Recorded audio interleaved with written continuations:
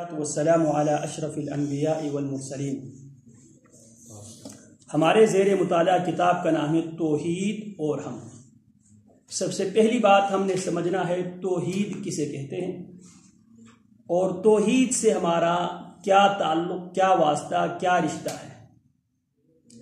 توحید وحدانیت سے ہے، یکتا ہے، اور توحید کی بنیادی طور پر 3 قسمیں ہیں۔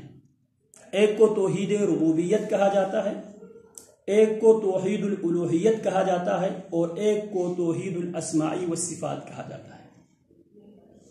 توحید ربوبیت کا مفہوم یہ ہے، مجھے، آپ کو، پوری کائنات کو پیدا کرنے والا اللہ ہے،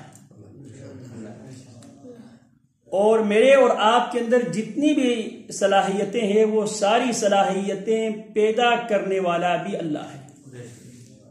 سننے کی صلاحیت، دیکھنے کی صلاحیت، بولنے کی صلاحیت، سمجھنے کی صلاحیت، کمانے کی صلاحیت، چلنے کی صلاحیت، ہر صلاحیت دینے والا صرف اور صرف اللہ ہے۔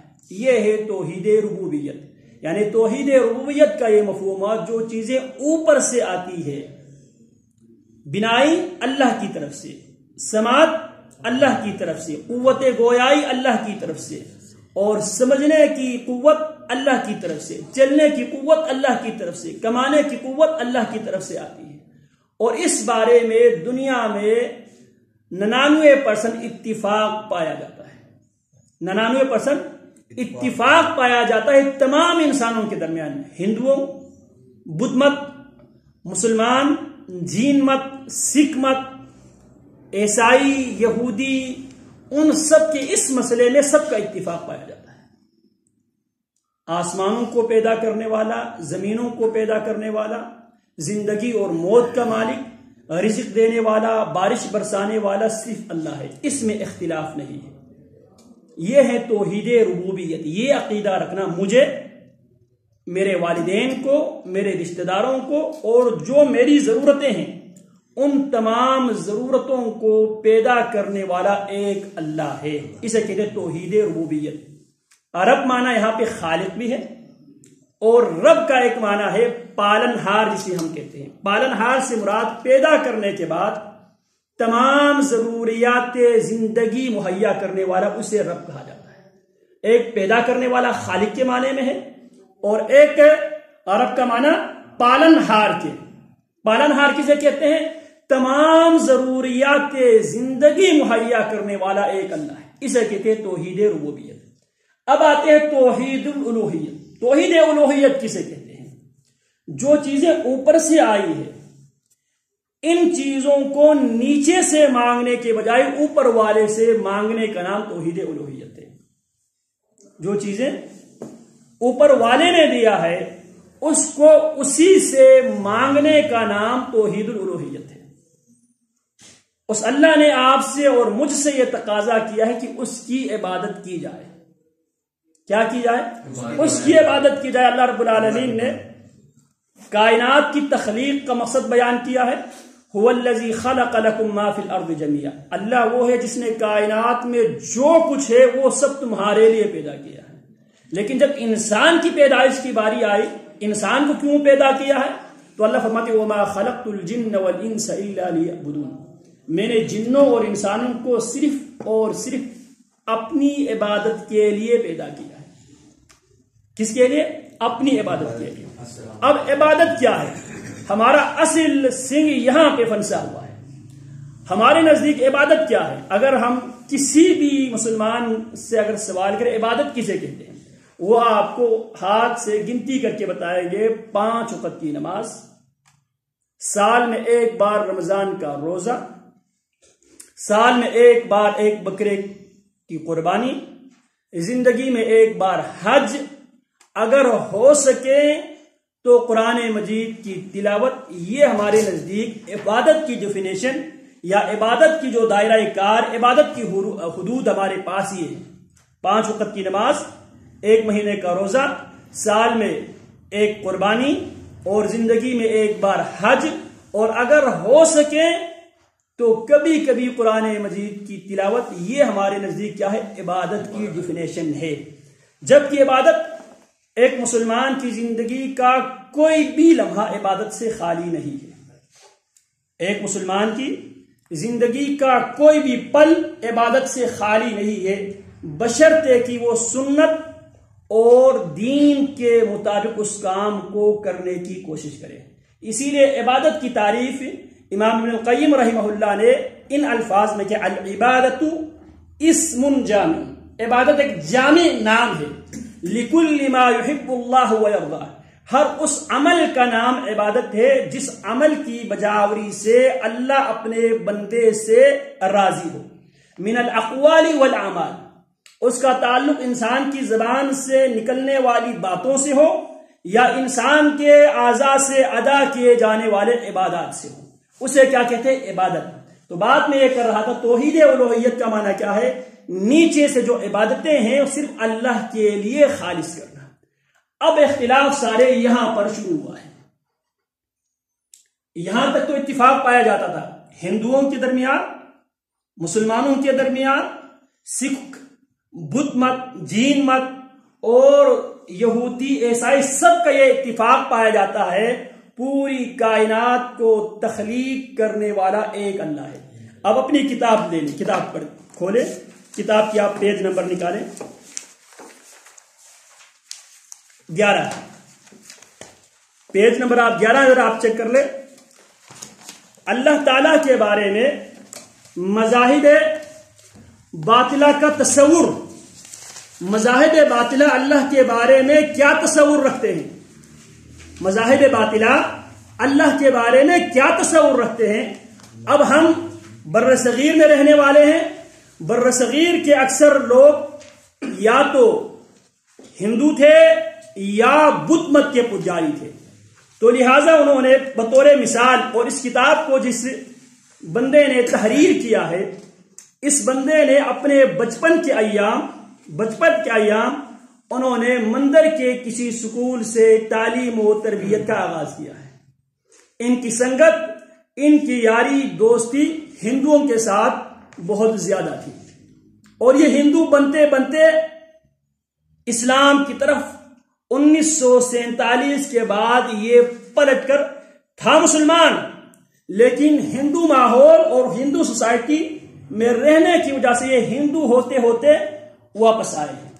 تو اس نے ہندو مت کو بھی بہت قریب سے دیکھا ہے، اور ان کے بقول یہ جنگ عظیم دوم میں آرمی میں ہونے کی وجہ سے برما کے علاقے میں، کیونکہ برما کے علاقے میں بت مت پائے جاتے ہیں، بت مت کے پجاری، آپ کے اس علاقے میں زیادہ ہندو آباد تھے، آپ کے اس علاقے میں زیادہ ہندو آباد تھے، ہمارے علاقے میں سب سے زیادہ بدھ مت کے لوگ موجود تھے، آج بھی بدھ مت کے آثار پائے جاتے ہیں۔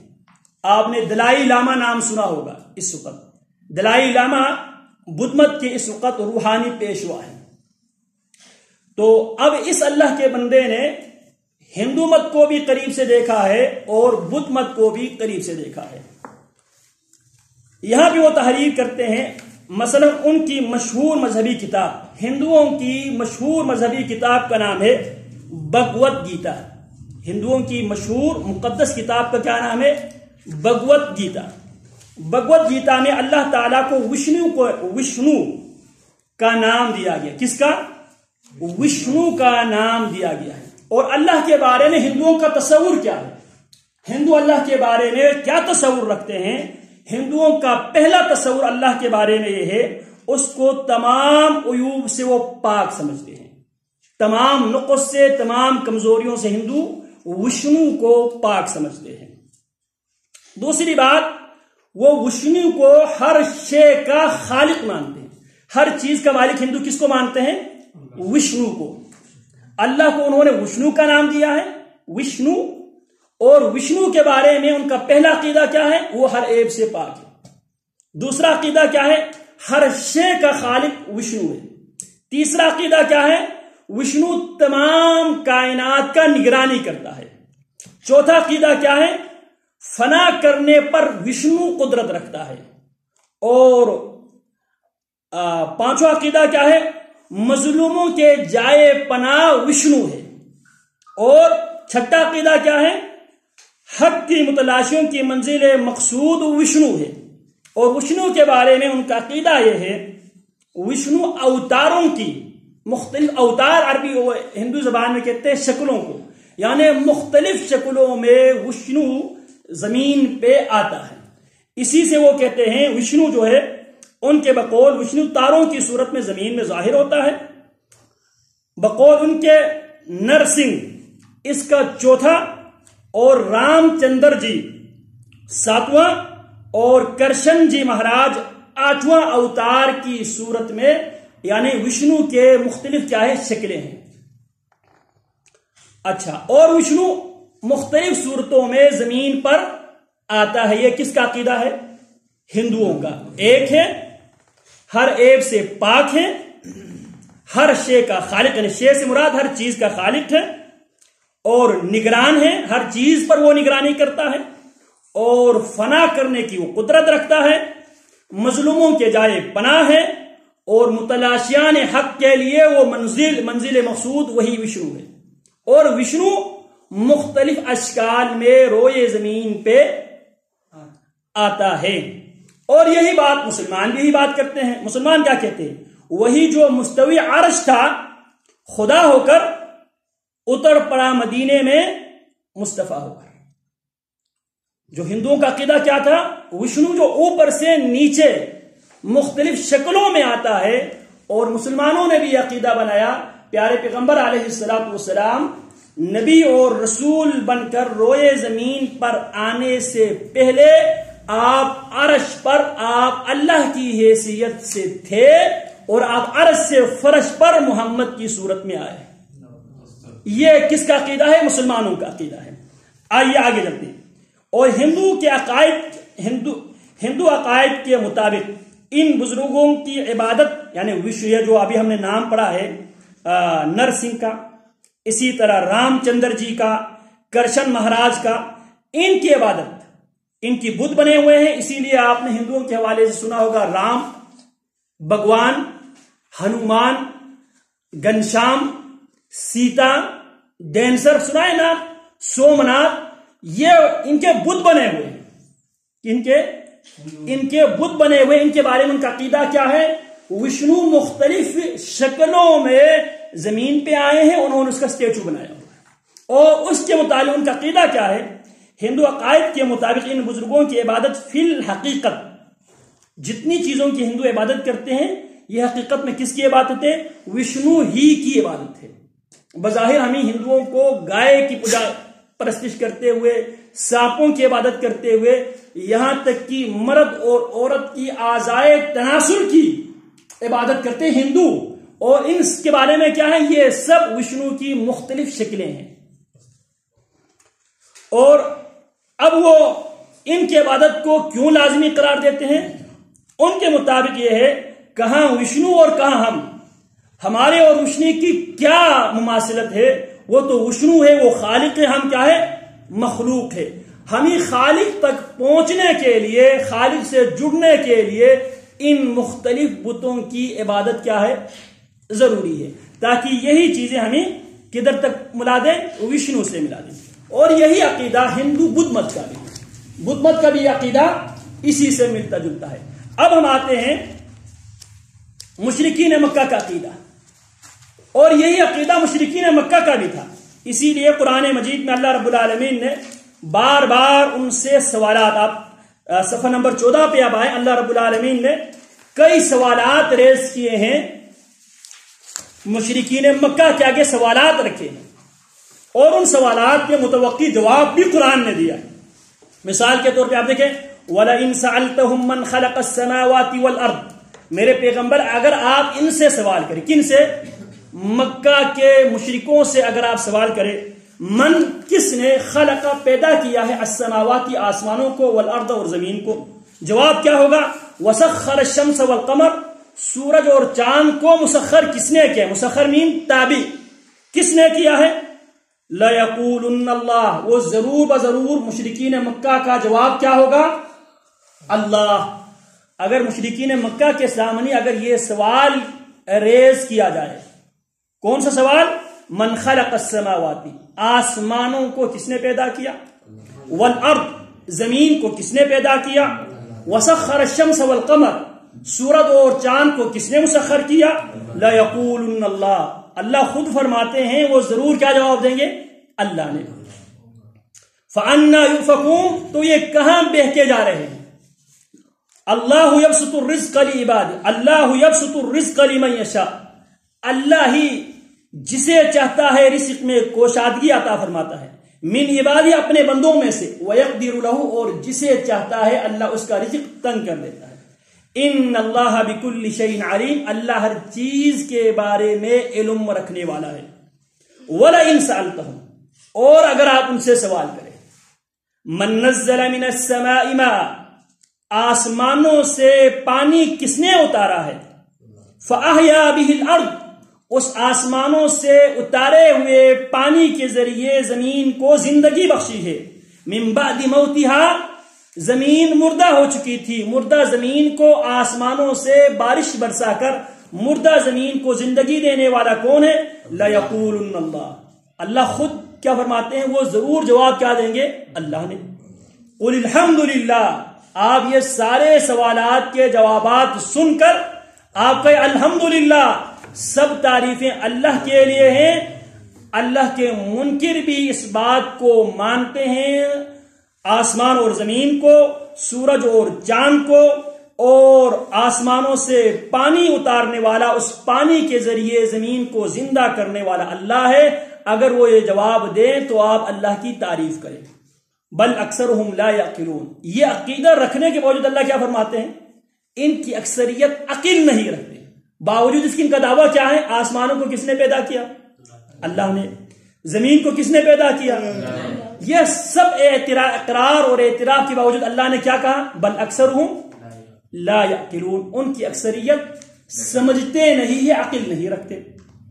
اچھا، اب یہاں پہ اللہ رب العالمین نے خود گواہی دی کہ یہ بے عقل اور گم کردہ راہ ہے، یعنی یہ بے عقل بھی ہے اور یہ گمراہ بھی ہے۔ اسی طرح آپ دوسری آیت کی طرف آئیں، قُلْ مَنْ يَرْزُقُكُم مِّنَ السَّمَاءِ وَالْأَرْضِ، اگر آپ ان کے سامنے یہ سوال رکھے، کون ہے جو تمہیں آسمانوں اور زمین سے تمہیں رزق دیتا ہے، کدھر سے، آسمان اور زمین سے، أَمَّنْ يَمْلِكُ السَّمْعَ وَالْأَبْصَارَ، أَمَّنْ يَمْلِكُ السَّمْعَ، کون سماعتوں کی ملکیت رکھتا ہے، والابصار، کون بصارتوں کی دیکھنے کی جو صلاحیت دینے پر کون ملکیت رکھتا ہے، وَمَنْ يُخْرِجُ الْحَيَّ مِنَ الْمَيِّتِ، اور کون ہے جو زندے کو مردے سے نکالتا ہے، وَيُخْرِجُ الْمَيِّتَ مِنَ الْحَيِّ، اور مردے کو زندے سے نکالتا ہے۔ اس کے کوئی مثال کسی کے ذہن میں آتا ہو، مردے کو زندے سے، زندے کو مردے سے نکالنے کی کوئی مثال، آپ مرغی لے لیں،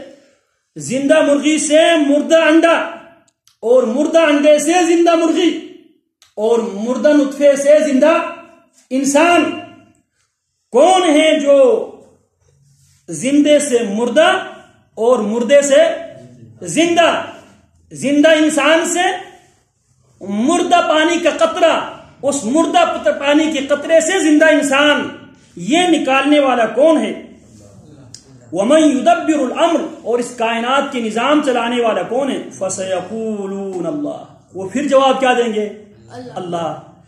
فَقُلْ أَفَلَا تَعْقِلُونَ، پھر آپ ان سے کہہ دیں یہ سارے اعتراف کرنے کے باوجود کیا تم عقل سے کام نہیں لیتے۔ اچھا، اب یہاں پہ سوچنے والی بات یہ ہے، وہ اللہ کو آسمان و زمین کے خالق و مالک بھی مانتے تھے، سماعت و بصارت کے مالک بھی اللہ کو مانتے تھے، اس کے باوجود اللہ نے ان کو بے عقل کہا، ان کو گمراہ کہا۔ اس کی بنیادی وجہ کیا ہے؟ اور اللہ رب العالمین نے بار بار سوالات ریز کیے، وَلَئِن سَأَلْتَهُم مَّنْ خَلَقَ السَّمَاوَاتِ وَالْأَرْضَ لَيَقُولُنَّ اللَّهُ، اگر آپ ان سے سوال کریں آسمانوں اور زمین کو کس نے پیدا کیا ہے، وہ ضرور جواب دیں گے اللہ نے۔ قُلِ الْحَمْدُ لِلَّهِ بَلْ أَكْثَرُهُمْ لَا يَعْقِلُونَ، آپ کہیں تمام تعریفیں اللہ کے لیے، ان کی اکثریت جانتے نہیں ہیں۔ اسی طرح اللہ رب العالمین 5ویں آیت دیکھیں، قُلْ لِمَنِ الْأَرْضُ وَمَنْ فِيهَا، میرے پیغمبر آپ ان سے 5واں سوال یہ کرے، زمین اور جو کچھ زمین میں ہے، زمین اور جو کچھ زمین میں یہ کس کی ہے، ان کنتم تعلمون، اگر تم جانتے ہو یہ بتاؤ، زمین اون زمین پر یا زمین میں جو کچھ ہے ان کے مالک کون ہے؟ سیقولون للہ، وہ ضرور جواب دیں گے زمین، اور زمین میں جو کچھ ہے وہ کس کی ہے؟ اللہ کی ہے۔ قل افلا تذکرون، آپ کہیں کیا تم پھر بھی نصیحت حاصل نہیں کرتے؟ قل من رب السماوات السبع ورب العرش العظیم، آپ ان سے سوال کریں آسمان، ساتوں آسمانوں اور عظیم عرش کے رب کون ہیں؟ سیقولون للہ، وہ آپ کو قریب جواب دیں گے للہ، یہ سب اللہ کی ہے۔ قل افلا تتقون، آپ کا کیا پھر تم اللہ سے ڈرتے نہیں ہو؟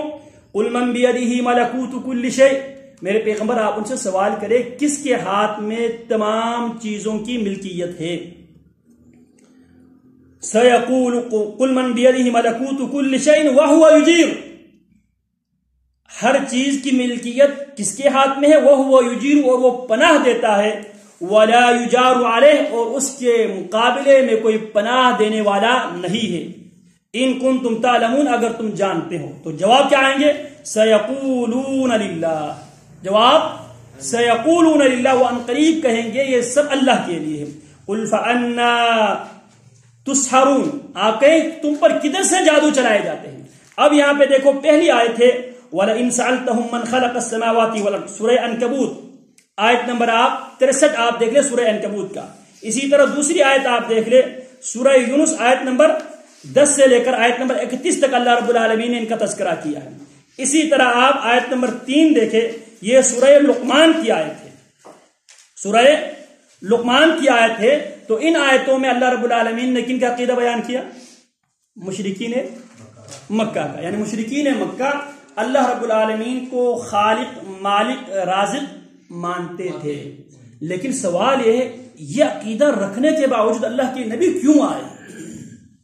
اللہ نے ان کا عقیدہ بھی بیان کیا، اور اس کے عقیدے کو ایکسپٹ کرنے کے بجائے، قبول کرنے کے بجائے ان کو دعوت دینے کے لیے کس کو بھیجا؟ جناب محمد الرسول اللہ صلی اللہ علیہ وسلم۔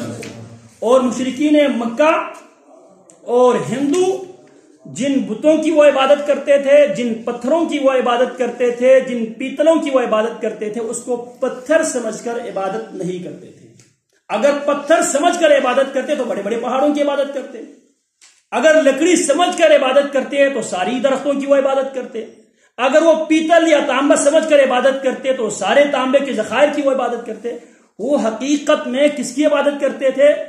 اس بزرگ کی عبادت کرتے تھے جس بزرگ کی طرف اس پتھر کی جو ڈھانچہ ہے اس کی نسبت تھی، اس کی طرف وہ عبادت کرتے تھے۔ تو لہٰذا اللہ رب العالمین نے ان کی اس توحید کو ایکسپٹ نہیں کیا۔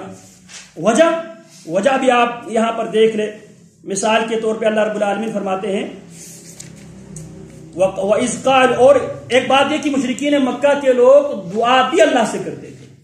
مزے کی بات کیا ہے؟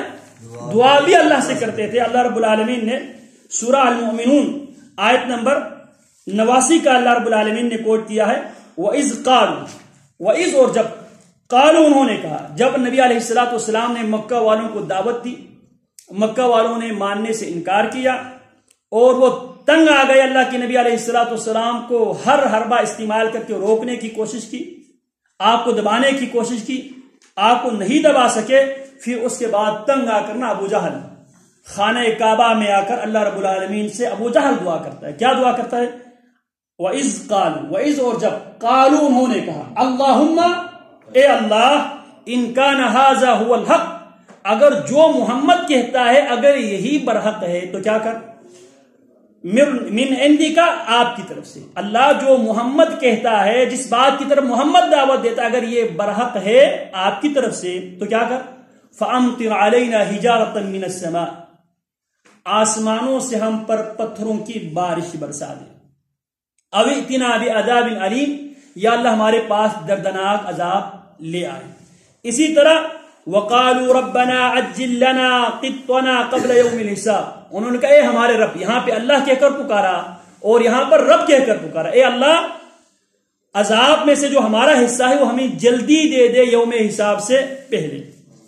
اب اللہ رب العالمین نے، اب سوال یہاں پر یہ ہے، اب وہ بھی اللہ کو اس حد تک تو مشرکین مکہ میں بھی مانتے تھے، ہندو مت کے لوگ بھی اس حد تک مانتے ہیں، بدھ مت کے لوگ بھی اس حد تک مانتے ہیں، مسئلہ کدھر ہے؟ سوال ہے مسئلہ کدھر ہے؟ اس کے باوجود یہ عقیدہ رکھنے کے باوجود اللہ نے اپنے نبی کو کیوں بھیجا؟ اب اس کا جواب صفحہ نمبر 18 پہ آپ دیکھیں، اللہ رب العالمین سورہ یونس آیت نمبر 18 میں 10 سے لے کر 18 میں اللہ فرماتے ہیں وَيَعْبُدُونَ مِن دُونِ اللَّهِ، وجہ یہ ہے وہ اللہ کے علاوہ، اللہ کے ساتھ وَيَعْبُدُونَ، اور وہ عبادت کرتے ہیں من دون اللہ، اللہ کے علاوہ۔ کن کی عبادت کرتے ہیں؟ ما لا یضرہم، ان کی عبادت کرتے ہیں جو نہ نقصان دینے کی طاقت رکھتا ہے، ولا ینفعہم، اور جو نہ نفع دینے کی طاقت رکھتا ہے، ویقولون، ایک تو ان کی عبادت کرتے تھے، اور عبادت کی وجہ، مقصد کیا تھا، اس کی بنیادی ریزن ویقولون ہؤلاء شفعاؤنا عند اللہ۔ اب ذرا اس پہ ہم اپنا عقیدے کا جائزہ لیں۔ ان کی عبادت کرتے تھے کن کی؟ جو نہ نفع دینے کی نہ نقصان دینے کی طاقت و قدرت نہیں رکھتے۔ اس حوالے سے ایک بات ذہن میں رکھے، اصولی بات، آپ مخلوق سے 3 شرطوں کے ساتھ آپ مدد لے سکتے ہیں۔ کتنی شرطوں کے ساتھ؟ 3 شرطوں کے ساتھ۔ پہلی شرط یہ ہے وہ مخلوق کیا ہو؟ زندہ ہو۔ دوسری شرط یہ ہے حاضر، وہ مخلوق کیا ہو؟ موقع پر موجود ہو، آپ کی آواز سننے کی صلاحیت رکھتا ہو۔ اور تیسری شرط یہ ہے قادر، وہ جو کام آپ اس سے لینا چاہتا ہے اس کی وہ قدرت رکھتا ہو۔ مثال کے طور پہ اگر میں مرغی خریدنے کے لیے مصطفیٰ کی اگر میں مدد لینا چاہوں تو شرط کیا ہے؟ مصطفیٰ زندہ ہو اور مصطفیٰ موقع پر حاضر ہو اور یہ کام کرنے کی وہ صلاحیت اور رکھتا ہو۔ اب ہم اگر وہ حاضر ہے، زندہ بھی ہے اور حاضر بھی ہے، لیکن یہ کام کرنے کی صلاحیت قدرت نہیں رکھتا، اگر یہ میں مصطفیٰ سے مانگو یہ شرک ہے۔ مثال کے طور پہ اگر میں ان سے یہ کہوں یار میرے سر میں درد ہے، میرے سر درد دور کر دے، اب میرے سر درد دور کرنے کی مصطفیٰ کے ہاتھ، مصطفیٰ کی پاس صلاحیت اور قدرت، اگر میں یہ چیز مصطفیٰ سے مانگوں یہ کیا ہے؟ شرک ہے۔ اسی طرح اگر کوئی آدمی کسی ڈاکٹر سے دوائی لے سکتا ہے لیکن ڈاکٹر سے شفا نہیں لے سکتا، شفا اللہ کی طرف سے ہے، شفا اللہ کی طرف سے، اسی لیے سب سے زیادہ اموات ہسپتالوں میں واقع ہوتی ہے، سب سے زیادہ اموات ہسپتالوں میں واقع ہوتی ہے۔ تو وہ بندہ کیا ہو؟ زندہ ہو، موجود ہو اور وہ کام کرنے کی صلاحیت رکھتا ہو۔ اگر ہم یہ چیزیں اگر اس سے مانگے تو یہ شرک نہیں ہے۔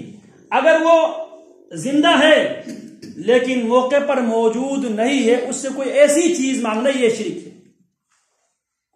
یا وہ حاضر ہے، قادر نہیں ہے، وہ کام کرنے کی وہ قدرت نہیں رکھتا، وہ کام اس سے، مثال کے طور پہ اولاد دینے پر قادر اللہ، اولاد کسی اور مخلوق سے مانگنا کیا ہے؟ شرک۔ شفا دینے پر قادر صرف اللہ، اگر شفا کسی اور مخلوق سے مانگے تو شرک۔ اچھا، اسی طرح مال و دولت دینے پر قادر اللہ، کسی اور مخلوق سے بغیر کسی محنت کی اگر مانگے تو شرک، وہ دینے کی قدرت ہی نہیں رکھتا۔ تو اگر یہ 3 چیزیں پائی جائیں، وہ زندہ ہو، حاضر ہو اور اس کام کو، جو کام آپ اس سے لینا چاہتا ہے وہ کام کرنے کی قدرت رکھتا ہو، اسے شرک نہیں کہا جاتا۔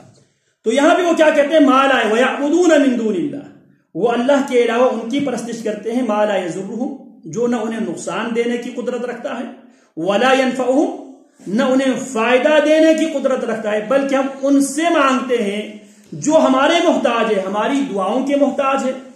ان کو کفن بھی ہم نے پہنایا ہے، قبر بھی ہم نے کھودا ہے، قبر میں بھی ہم نے ان کو رکھا ہے۔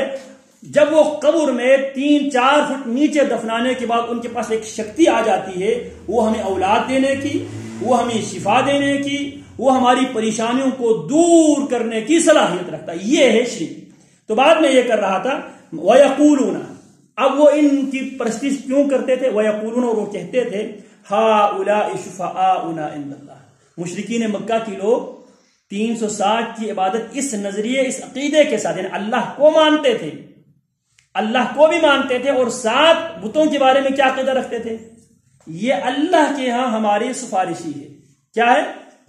اللہ کے ہاں ہماری سفارشی ہے. اس شرک کی خلاف دعوت دینے کے لیے اللہ نے کس کو بھیجا؟ نبی اکرم صلی اللہ علیہ وسلم. اسی طرح اللہ فرماتے ہیں والذین اتخذوا من دونه اولیاء، وہ لوگ جو اللہ کے علاوہ بہت سے اللہ کی مخلوق کو ولی مانتے ہیں، ان کی عبادت کرتے ہیں. ان کا کیا نظریہ ہے؟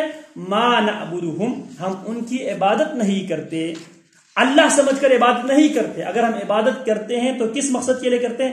لیقربونا الی اللہ زلفا، یہ بزرگ ہمیں اللہ کے قریب کر دے، اس لیے ہم ان کو پکارتے ہیں. ہم ان کے لیے اب جو عبادات ہے، ذبح کرنا کیا ہے؟ عبادات ہے. نظر و نیاز کیا ہے؟ عبادت ہے. عبادت کس کے لیے؟ اللہ کے لیے. اسے کہتے ہیں توحید الالوہیت. دعا، پکار، درخواست، یہ سب عبادت ہے. اور عبادت، تمام عبادتوں کو ایک اللہ کے لیے خالص کرنے کا نام کیا ہے؟ توحید الالوہیت کہا جاتا ہے. آخری بات کی طرف ہم آتے ہیں. ایک چیز ذہن میں رکھے، 3 باتوں کے لیے علم ضروری ہے: امید، تعظیم اور خوف. اس کے لیے کس کی ضرورت ہے؟ علم کی ضرورت ہے. اسی لیے آپ دیکھیں بچوں کے سامنے، چھوٹے بچوں کے سامنے آپ سانپ چھوڑے، وہ سانپ کو ہاتھ لگائے گا. کیوں؟ اس کے پاس خوف کیوں نہیں ہے؟ کیونکہ اس کے پاس علم نہیں ہے. آگ اگر آپ جلائیں تو آگ میں ہاتھ ڈالیں گے. کیوں؟ آگ کا کوئی خوف نہیں ہے. کیوں؟ کیونکہ ان کے پاس علم نہیں ہے. تو خوف کے لیے اور امید کے لیے آدمی اس سے امید لگاتے ہیں جس کے بارے میں انسان کو معلوم ہو. اس کے لیے بھی علم کی ضرورت ہے. اور انسان اس کی عزت کرتا ہے جس کے بارے میں انسان جانتا ہو، علم رکھتا ہو. تو 3 چیزوں کے لیے علم ضروری ہے: امید، خوف اور تعظیم. اور اللہ رب العالمین نے ہمیں عبادت کرنے کے لیے، جو عبادت ہم پڑھ کے آئے ہیں، اس عبادت کے لیے اللہ نے 3 شرطیں رکھی. یدعون ربہم خوفا، خوف، اللہ رب العالمین کی سزا کے خوف رکھتے ہوئے، اللہ کی ناراضگی کی خوف رکھتے ہوئے، اور جہنم کی خوف رکھتے ہوئے. وطمعا، اور امید سے، اللہ کی رحمتوں کی امید رکھتے ہوئے. اور تیسری چیز اللہ کی محبت اور اللہ کی عزت کرتے، تعظیم کرتے. اسی لیے ہم کیا پڑھتے ہیں؟ سبحان ربی العظیم، پاک ہے میرا رب جو سب سے بڑا ہے. تو یہاں پہ آج ہم نے صرف یہ پڑھا ہے کہ ہندوؤں کا عقیدہ، جو ہندو وشنو کے بارے میں جو عقیدہ رکھتا ہے، وہی عقیدہ بدھ مت کے لوگ بھی گوتم بدھ کے بارے میں وہی عقیدہ رکھتا ہے. اور جو ہندو اور بدھ مت کے لوگ، ہندو وشنو کے لیے اور بدھ مت کے لوگ گوتم بدھ کے لیے جو عقیدہ رکھتا ہے، وہی عقیدہ مشرکین مکہ کے لوگ اپنے 360 بتوں کے بارے میں بھی یہی عقیدہ رکھتے تھے. اللہ رب العالمین نے نبی اکرم صلی اللہ علیہ وسلم کو اس کے باوجود مکہ والوں کی طرف نبی اور رسول بنا کر کس بات کو سمجھانے کے لیے بھیجا؟ توحید الوہیت کو. مانگنا عبادت ہے، دعا کرنا عبادت ہے، جھکنا عبادت ہے، کھڑا ہونا عبادت ہے. ان تمام عبادتوں کو اللہ کے لیے خالص کرنے کا نام کیا ہے؟ توحید الوہیت ہے. تو اس طرف لوگوں کو دعوت دینے کے لیے اللہ نے کس کو بھیجا؟ نبی اکرم صلی اللہ علیہ وسلم کو. سبحانک اللہم و بحمدک اشہد ان لا الہ الا انت استغفرک و اتوب الیک. اس کو ذرا آپ کر لیں. ہاں جی، اس حوالے سے اگر کسی ساتھی کا کوئی سوال وغیرہ ہو، بات سمجھ میں آ گئی پکچر؟ یعنی ہندو جو عقیدہ